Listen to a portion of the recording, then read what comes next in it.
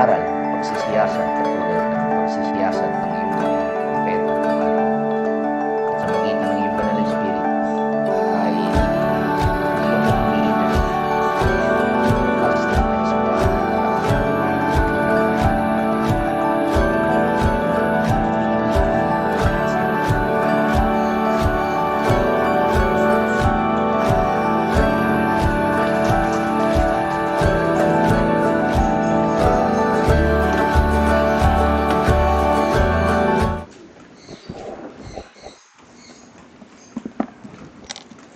Magandang araw po sa ating lahat. Tayo po ay magpapatuloy sa ating pag-aaral sa paksa na may pamagat na Praising God for Your Salvation. Okay.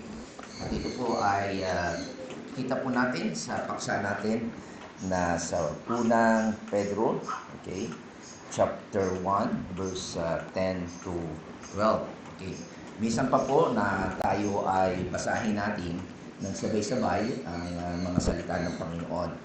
Ngayon po natin, sabi sa 1 Peter chapter 1, verse 10 to 12. Sabi po dito, tungkol sa kaligtasan, ito'y masusing nagsisiyasat at nagpupuri ang mga propeta, nagpahayag tungkol sa kalooban na nakalaan sa inyo. Sinuri nila kung kailan at paano ito mangyayari. Ang panahon ito ang tinutukoy ng Espiritu ni Kristo na nasa kanila nang unang ipahayag natin nito ang hirap na titiisin ni Kristo at ang karangalang tatamuhin niya. Nang kanilang maipahayag ang mga katotohanan ito, ipinaunawa sa kanila ng Diyos na ang ginawa niya ay para sa inyo at hindi para sa kanila. Ang mga katotohanan ito ay narinig ninyo ngayon sa mga mangangaral ng magandang balita ng Diyos sa kapangyarihan ng Espiritu Santo na isinugo sa kanila mula sa langit. Maging ang mga anghel sa langit ay nananabik na maunawaan ang katotohanan ito. Ito po ang salita ng Panginoon. Okay, so ang tinutukoy po natin dito ay walang iba kundi yung sabi niya ay tungkol sa kaligtasan. Ang kaligtasan po ito, ang tinutukoy po ay kaligtasan ng ating kaluluwa. Okay? At itong talatang ito na kanina dinagdag ko, sabi ko ay napakahalaga. Tingnan nyo ha. Maraming tao ngayon ay abalang-abala sa mundo. Okay? Inuubos nila ang kailang lakas. Kaya nga, by the way, yung mga mother ay congratulations at kayo yung ginamit ng Diyos para lumabas yung buhay o mga anak ninyo. At minsan ay talagang ninanais natin mapaaral sila. Okay? Umunlad ang buhay nila. Pero tandaan nyo, dapat maituro ng mga magulang, lalo higit ang mga tatay. Okay? Na hindi yung kayamanan ng mundo ang mahalaga. Sapagkat ano sinasabi sa Biblia? Sapagkat ano ang pakinabang ng tao kung makamtan niya ang buong salibutan, ang yaman ng salibutan, mawala naman sa kanya ang buhay. O ano ang ibibigay ng tao na katumbas ng kanyang buhay. Maganda po sa Biblia ng Ingles, sabi niya, for what it is a man profited? Ano ba papakinabang ng tao if he gains the whole world o yung yaman ng mundo? Sa iyo ng mundo, ikaw yung pinakamayaman sa mundo. Pero mapapahamak naman ang iyong kaluluwa.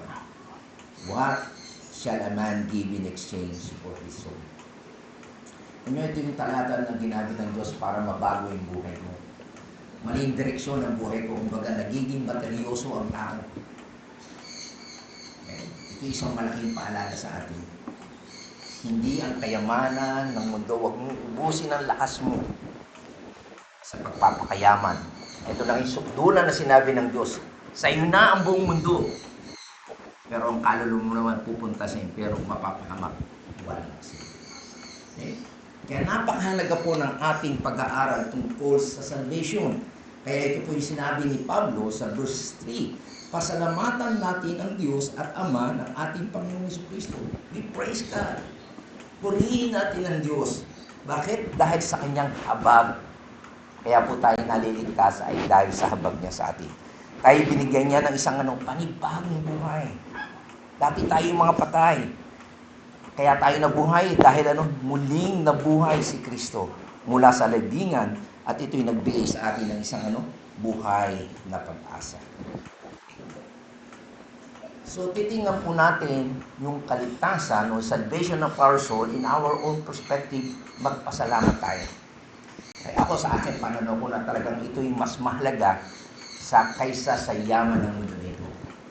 Pero ang binabanggit din ni Pablo, kasi nga ang napapansin natin ni Pedro, karamihan ng mga mananampalataya noon ay talagang pinersecute. Yung bahay nila, iniwan nila. Yung negosyo nila, hanap buhay nila, iniwan nila kasi pinersecute sila. Hinahabol sila, pinapatay sila. So, para sa iyo, manghihinayang ka. Tama? So, makikita natin mas mahalaga ang iyong kaligtasan kaysa sa material na bagay. At bukod doon, tinuturuan pa sila ni Pedro na tingnan natin yung kahalagahan ng salvation sa magitan ng apat na ating tatalakayin. Gaya ng sa ang salvation, ito po yung pinaka-tema o paksa ng prophet study. Nag-aral po ang mga propeta. Nag-aralan po nila ito. Mamaya tutuloy po natin yung ating pag-aaral tungkol dito. At pangalawa, yung salvation, ito rin po ang tema o paksa ng Spirit's revelation. Yung kapahayagan ng Espiritu. At yung pangatlo, ito po rin tema ng itinuturo ng mga pinapangaral ng mga apostol. At yung pang-apat, ang salvation is also the theme of the angel's interest. So kita nyo, bukod sa iyong pananaw, napakahalaga ng kaligtasan, mayroon pang apat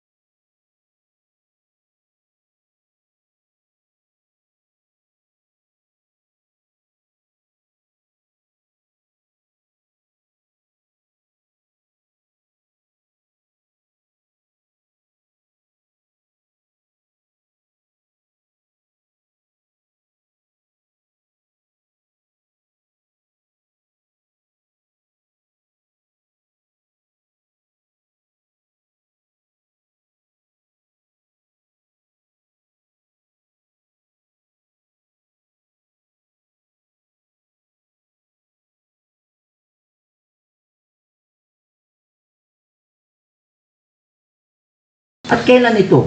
Yung what person ay, sino ba ito? Who was this? Who will this be? Sino ba siya? Anong mangyayari? Sino siya pagdating niya? When will he come? Okay? Kailan siya darating? So, ito po ay laman ng mga kasulatan o ng sinasabi ng mga propeta hanggang kay Malakay. Ngayon ang tanong, sino po ba ang Old Testament prophet? Walang iba kundi sino? Si John the Baptist. Okay?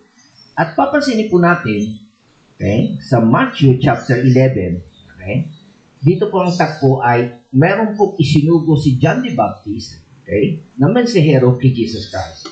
Alam niyo ba ang tanong ng mensahero o messenger ni John the Baptist kay Jesus Christ? Ito ang tanong niya. Kaya siya sinugo, sabi niya, upang itanong, kayo po ba ang ipinangakong darating o maghihintay kami ng iba? So, makita niyo ang tanong? Ang unang question, okay? Ang unang question ay makita natin, who? Kayo po ba? Okay? Ang tanong din, hindi ba alam ni Juan Bautista yon? Maaaring alam niya, pero nagtataka siya kasi hindi niya nangyayari yung kanyang ine-expect. Okay? Kaya mabuti nang nagsigurado siya. Kaya nagpasuko siya ng tao at para tanungin si Jesus, kayo po ba ang ipinangakong darating? Yung sinasabi ng mga propeta. O maghihintay pa ba kami ng iba? Ganyan. So yung po ang kaibahan. Ang mga propeta, sumusulat sila na merong darating, pero hindi na alam kung sino yun at kailan yun. At pansinin pa natin, tingnan nyo ha, sa Acts chapter 1, pagkatapos na mabuhay, mamatay si Jesus Christ, at mabuhay na muli, okay? Aakit ng asal sa langit. Sa Acts chapter 1, ano tanong ng mga alagad sa kanya? Ito na naman ang question.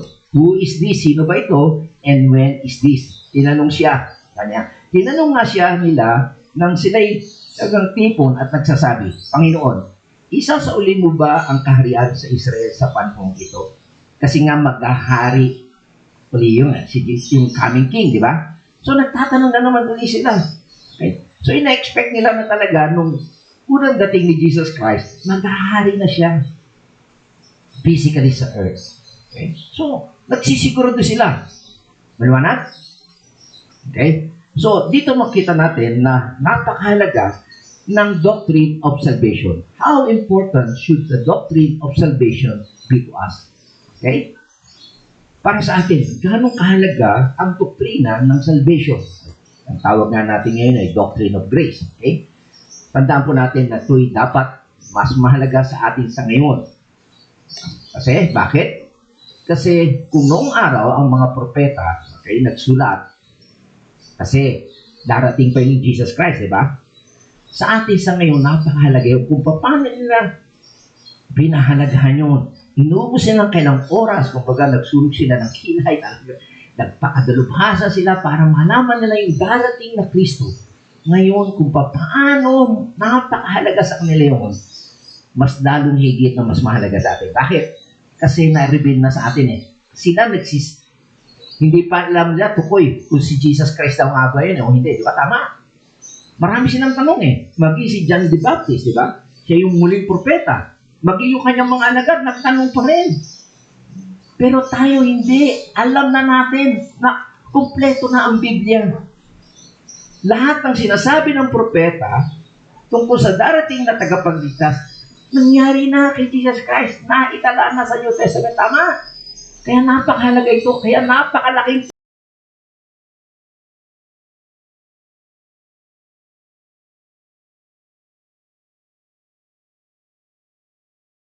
kita po natin itong mga great godly people na ito. Sino ba ito? Medyo mabilis lang tayo sa mga commendation o papuri ng sumulat ng Hebrews. Magpapatuloy ba tayo? Kulang ang panahon ko para may saysay ko ang tungkol kina Gideon, yung mga propeta, Barak, Samson, Jepte, David, Samuel, at mga propeta. Dahil sa sa pananampalataya na sa Diyos, nagwagi sila sa mga kaharian, namumuhay sila ng matuwid, nakamit ang mga pinangako ng Diyos na nila ang mga leon, okay? Napatay ang mga nagagablab na apoy at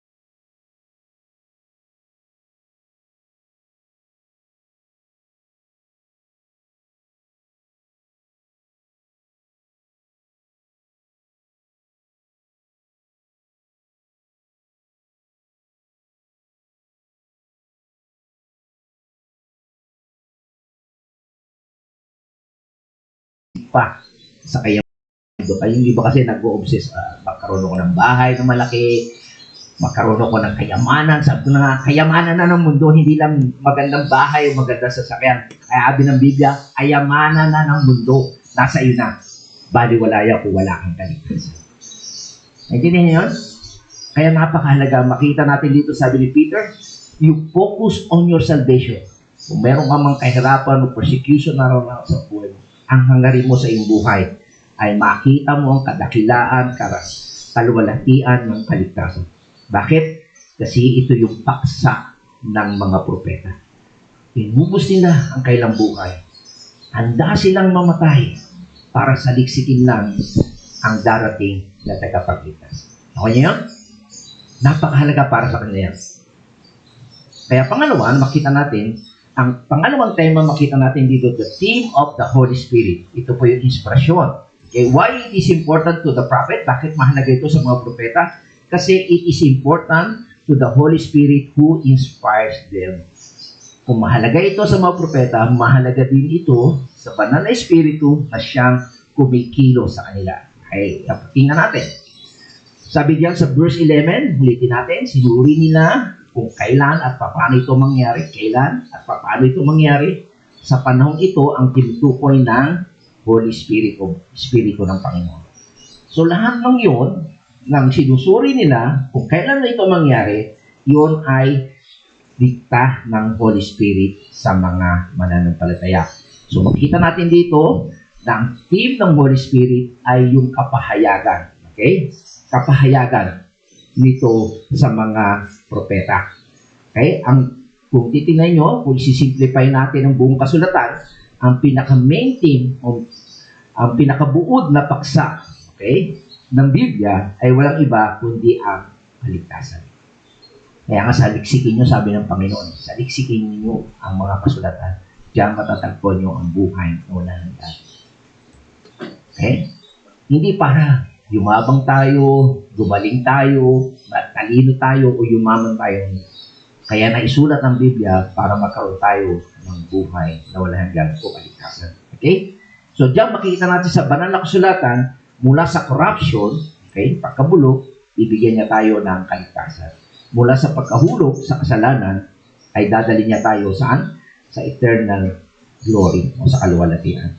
So, yan po makita natin, ang pinakatema ng Biblia ay ang kaligtasan. Ang tema ng Holy Spirit ay inspire yung mga sumulat ito. Okay? Mula sa mga propeta sa Old Testament, makita natin, ay pinahayag sa kanila ang kaligtasan at ito ay sa pamagitan ng banal na kasulatan. Ay, ng banal na Espiritu. Okay? So, yan po makita natin na ang Holy Spirit, makita natin dito, ay was revealing the suffering of Christ. Na yun po ay makikita natin sa Psalms 22, Psalms 69, Isaiah 52, Isaiah 53, Daniel chapter 9, Zechariah 12, Zechariah 13. Kita niyo. So, binanggit na po ng Holy Spirit sa mga propeta, okay, na sumulat ng Psalms, Isaiah, Daniel, Zechariah, na magsasuffer si Christ.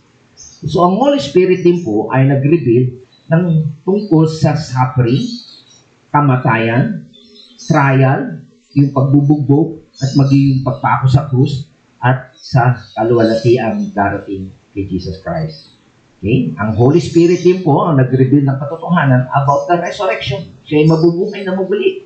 Hindi lang siya magsasuffer, hindi lang siya mamamatay, kundi siya ay mabubuhay na muli, aakyat sa langit, ay siya ay luluklok sa trono ng Diyos, sa kanan ng Diyos. Okay? Maliwanag po yan. Kompleto. And also, the resurrection, okay, yung lalo na po yung tungkol sa resurrection, ay obviously implied everywhere that the Messiah is seen reigning because he dies, he has to rise to reign. Okay?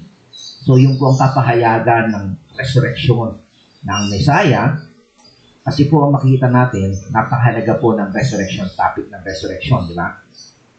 Kasi kung hindi nabuhay na muli ang Panginoon, katulad lang siya ng ibang mga leader. Tama? Hindi niya na-conquer ang kamatayan. Tama? So, yung makita natin, nadaig niya ang kamatayan. Okay? Siya ay mabubuhay at muling mamuna o mag-reign. And also, sa resurrection, na sinasabi po sa Psalms 16, ang resurrection din sa Psalms 22, at yung resurrection sa Psalms 69, the resurrection exaltations of Christ, na sinasabi po dyan sa Isaiah chapter 9, Isaiah 53, at sa end ng chapter ng Daniel chapter 2, 7, in Zechariah chapter 2, in Zechariah chapter 14. So, yan po makita natin ang mga propeta, napakarami pong sinulat tungkol kay Jesus Christ, yung muli niyang pagkabuhay. Okay? And also, makita natin, they were prophesying about His suffering. Paghihirap din siya at patungkol sa glory because that was the message of the Holy Spirit. Ito po ang mensahe ng Banal na Espiritu. Yung dalawang topic na yan, His suffering and His glory. Okay? Maliwanag po yung binanggit ni Pedro, di ba? Sa ating paksang talata. At tingnan niyo dito sa Luke chapter 24, okay, 25. Ito po yung mga alagad na pagkatapos mamatay ni Jesus Christ, malungkot na sila, umuwi na sila sa kanilang bayan. Habang naglalakad sila, tinanong sila, ba't kayo malungkot? Ano yung nangyari? Sabi nga, ikaw ba lang di nakakalam? Sabi pala kay Jesus, sinabi sa kanila ni Jesus, sumagot si Jesus, hindi ba kayo nakakaunawa? Hindi kayo makaintindi? Bakit hindi kayo makapaniwala sa lahat ng sinasabi ng mga propeta? Ibig sabihin yung mangyayari sa tagapagligtas, magsasuffer siya, mamamatay siya, hindi nyo maintindihan ng lungkot sila. Pagtanong si Jesus Christ, sabi niya, ikaw ba lang, sabi pa niya, ikaw ba lang di nakakalam? Na hindi namatay, ganyan-ganyan. Ano sagutin ni Jesus? Kayo nga hindi makaintindi. Bakit hindi nyo ba naiintindihan? Paniwalaan sinabi ng kasulatan ng propeta. Kita niyan. Nagtagal sila, naghirap sila magsulat para sabihing mamamatay. Magsasuffer ang tagapagligtas. Sila hindi na maintindihan ng mga disciples. Okay lang sa kanila, kakain, pagagaligin, di ba? Hindi na iniintindi ang word of God. Kaya nung sabi ng Panginoon pa, ito, tingnan natin. Sinabi sa kanila ni Jesus, hindi ba kayong makaunawa? Bakit hindi ba kayo makapaniwala sa lahat ng sinasabi ng propeta? Hindi ba't kailangan ng Kristo ay magtitiis ng lahat ng ito bago makamtan ng kanyang marangal na katayuan? Diba? Yan siya sabi ng Holy Spirit, He will suffer and be glorified. At patuloy na ipiniliwanag sa kanila ni Jesus ang lahat ng sinabi ng kasulatan tungkol sa kanyang sarili. Simula sa aklat ni Moses hanggang sa sinulat ng mga propeta. Kita niya, pinag-aralan ng propeta ang tungkol sa Messiah, tungkol kay Jesus Christ. Na siya'y magsasuffer at aakyat ng muli at tatakilahin papunta sa langit. Ano yan? Hindi na maintindihan. Ngayon ang tanong, saan nakuha ng mga propeta ang scripture? Maliwanag po na sinasabi ng Biblia, no scripture, sabi niya, sa 2 Peter, higit sa lahat, unawain ninyong walang makakapaliwanag na alimang propesiya sa kasulatan sa sarili niyang kakayanan. By His own wisdom, sapagkat ang pahayag ng mga propeta ay hindi nagmula sa kalooban lamang ng tao. It's not their own. Ito'y galing saan? Sa Diyos. At ipinahayag ng mga taong nasa ilalim ng kapangyarihan ng Espiritu Santo. So yung prophecy ay hindi galing sa sino man o sa chismis, kundi kapahayagan ng Holy Spirit sa mga propeta, hindi by their own. At ano pa sabi ni Pablo kay Timoteo, ang lahat daw ng kasulatan na ito, kinasihan ng Diyos, galing God's breath, galing sa Diyos mismo. At ito yung magagamit saan? Sa pagtuturo ng katotohanan, sa pagtatama sa maling katuruan, sa pagtutuwid sa likong gawain, at sa pagsasanay sa matuwid na pamumuhay. Okay? So dito makikita natin that the Spirit of Christ within them indicating the predictions about His suffering and His glory. So mismo ang Holy Spirit ang nagsasabi, okay, nagpipredict yung mangyayari sa kanyang suffering o paghihirap at yung kalwalatiang tatanggapin ni Jesus Christ. So anong ibig sabihin ng predicting? Ito ay strong verb na ibig sabihin from marturomia. Marturomia means to give witness or give testimony. Siya ay magpapatotoo, siya ay magbibigay ng kapahayagan. Yung promise before, bago pa mangyari, sasabihin na. So makita natin the Holy Spirit was predicting before happened. Bago mangyari, yung elemento concerning the suffering and glory of Christ. Right? Kaya sa Old Testament pa lang makita natin, binanggit na yung mangyayari in the future tungkol kay Christ. And sad to say, yung mga mananampalataya na kasama ni Jesus Christ at that time nung nabubuhay, hindi pa rin alam na siya na pala yung tinutukoy ng mga propeta. Kaya nagpaliwanag pa mismo si Jesus Christ. Okay? Naintindihan niyo ba yan? And then God gave the Holy Spirit sa mga mananampalataya para maisulat yun. Yung tama. Okay? And then sabi nga sa verse 12, sabi niya, nang kanilang ipahayag ang mga katotohanan ito, ipinaniwala sa kanila ng Diyos na ang ginawa nila ay para sa inyo at hindi para sa kanila. Ang mga katotohanan iyon ay narinig nyo ngayon sa nangangaral ng mabuting balita ng Diyos sa pangyarihan ng ng Holy Spirit na isinugo mula sa langit. So lahat po yan ay makita natin na ito ay galing sa Holy Spirit. Okay? So it was, sabi niya sa verse 12, that they were not serving themselves. Okay? So ang mga propeta ay hindi po nagsulat para self-serving. Okay? It was revealed to them, kaya ini-reveal para sa kanila ay para magkaroon sila ng ministry. Their ministry was not for them because they were talking about something that was coming in the future. Okay? So meron kasing iba naglilingkod, nagsasabi para lang sa sarili na kapakanan. Pero ang mga propeta po ito, hindi po sila ginamit ng Diyos, okay? Hindi po sila kinasihan ng Holy Spirit para sa sarili nila, kundi para sa coming future. Kaya ang magbe-benefit po nito, yung fullness na ito, kaganapan, I would come to the nation in the future. At purihin po natin ng Diyos, tayo po yun. Sapagkat ganap na po, naintindihan na natin, ganap na ang banal na kasulatan. Okay? So, hindi ibig po sabihin na walang kaligtasan noon, okay? Pero makita natin yung kaganapan ng kaligtasan ay nasa. And then makikita nga natin doon na sinasabi po doon sa Hebrews, di ba, kanina? Na sabi niya ay, it didn't happen. Yung promise ay hindi pa nangyari sa kanila. They were not perfected without us. Is the way the writer of the Hebrews put it. Okay? So, hindi pa nangyari yung kaganapan noong panahon nila. Kundi hinihintay tayo yung future nation na tayo. Okay? So, tandaan po natin, mga kapatid, yung sure prophecy had value to the prophet. Yung sigurado. Eh ngayon, merong di ba, yung Notre Dame ba yun? Yung ng hula, di ba?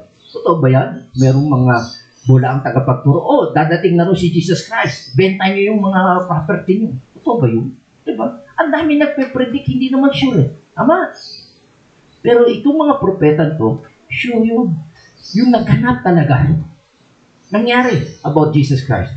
Nakita nila na ang Diyos ay isang tagapagligtas. God as a Savior. At itong Diyos na ito ay magliligtas sa magitan ng biyaya lang. Sa habang niya lang. At hindi ito dahil sa ating magagawa o accomplishment. Tama? And God is going to provide a sacrifice. My sacrifice. Kita yan? Sa Old Testament pa lamang. Kapansin nyo? Nung nagkasala si Eva sa si Adan, anong ginawa ni Eva at ni Adan? Nagtaklop sila ng dahon.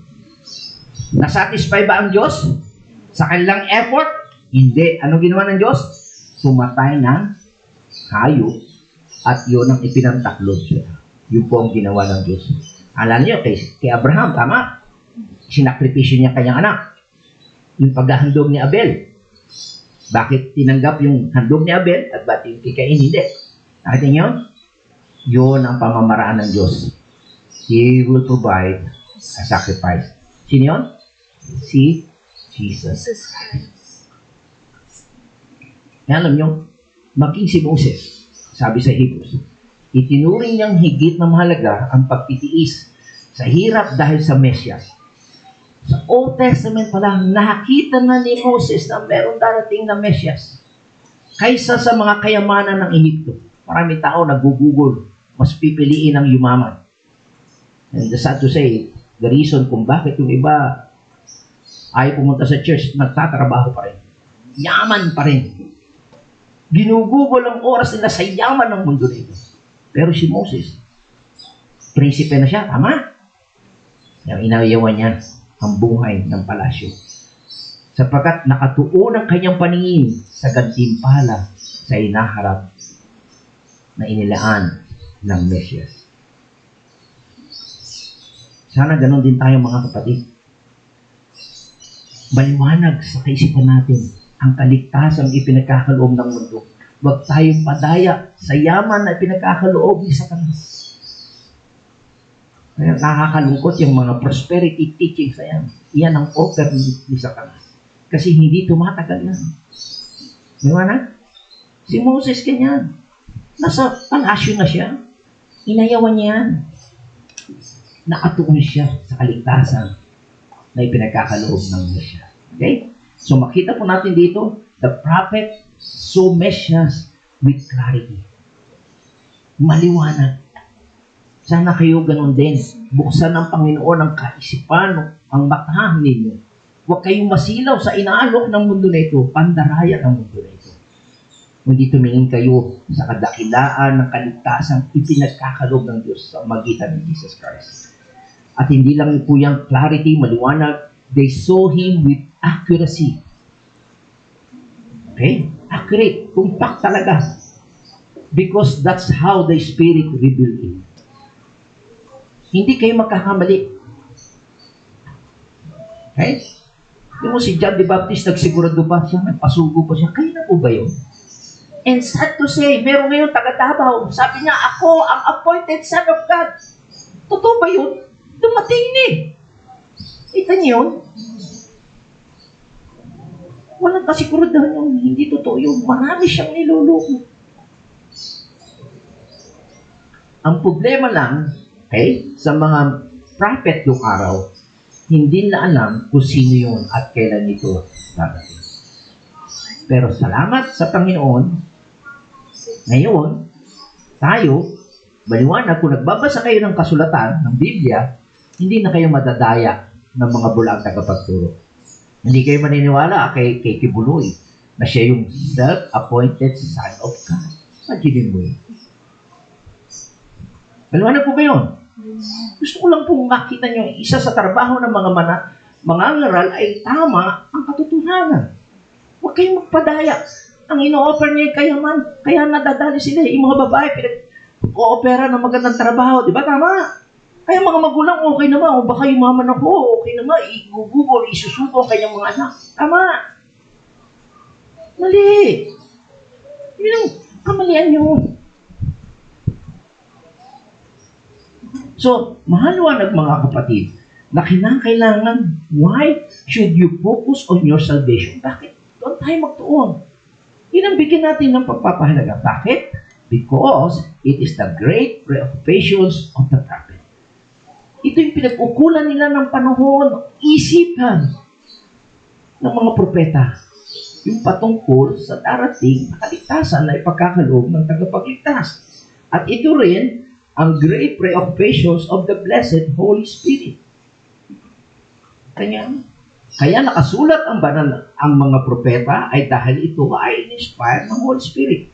Kaya makita natin dito, the greatest message, ang pinakadakilang mensahe ng mga propeta would ever write yung salvation. Ito rin yung greatest message of the Holy Spirit could ever reveal sa atin. At purihin po natin ang Panginoon na tayo ay malaya na makakabasa ng banal na kasulatan, hindi lang yung sinulat ng mga propeta sa Old Testament, maging sa New Testament, makikita natin, dumating na yung Kristo na ipinapahayag. Kaya mapalad po tayo, mga kapatid. Kaya kung meron mga gumugulo sa inyong kaisipan, okay, o may mga pagsubok, o mga pagdududa tayo, meron. Focus po tayo sa kaligtasan ng pinagkakaloob ng Panginoon. Maging boring ito. Ito yung pinakamahalaga na mensahe na dapat nyo maintindihan. At ito yung pinakanaisin nyo.